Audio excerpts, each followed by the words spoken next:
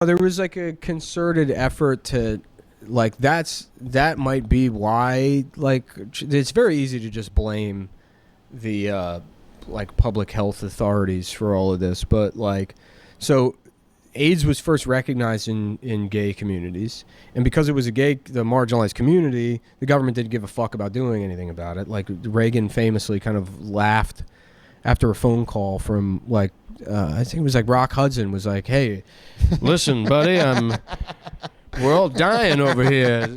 All your old Hollywood pals are dying." Reagan was like, tough shit, homo. My wife blew everybody. That's my AIDS. My wife sucked everyone's cock. It's God's answer to what you're doing. Yeah. So good luck with your butt monkey virus. The White House won't be helping with anything. And then it was branded as, like, initially they called it GRIDS. It was gay related immunodeficiency syndrome.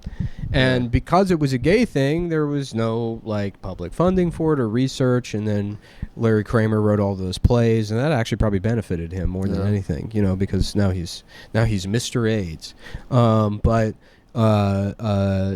It was like that was the problem, is it was branded as such. And so at the time, I feel like in the late 80s, early 90s, the correction wasn't to say, oh, homophobia is wrong, we should stop being mean to gay people. It's like, no, we should get people to care about AIDS by branding it as a disease for everybody. Yeah. And so then there was that little boy. There was like a little white boy that got AIDS, probably like, from the church. I don't know. Like, he probably just, he probably was like, oh, it was a blood transfusion.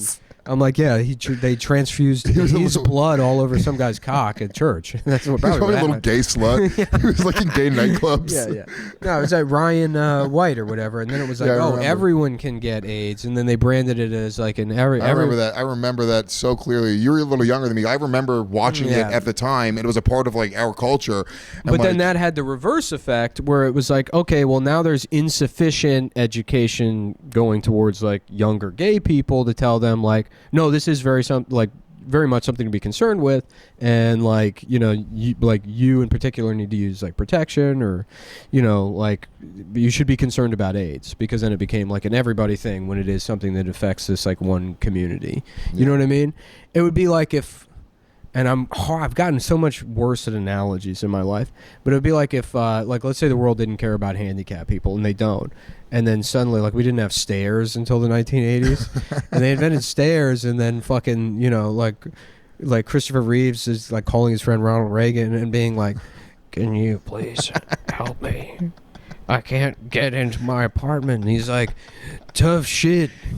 That's God's answer to horseback riding. That's what you get for riding a horse like a fairy." It was either this or AIDS. Like a fancy prince on your horse. Reagan did not like his highfalutin horse riding. Yeah.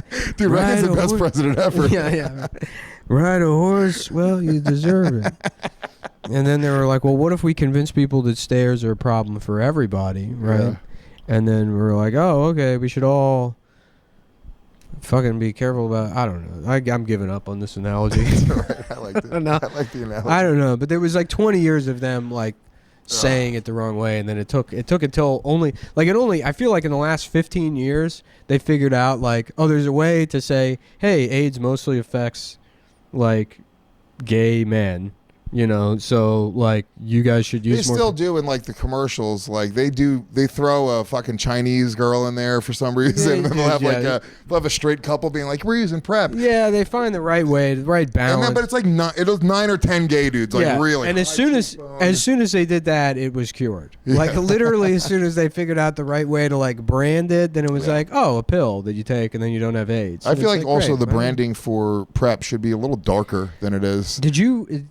They brand it like it's a Skittles commercial. Do you know much about RFK Jr.?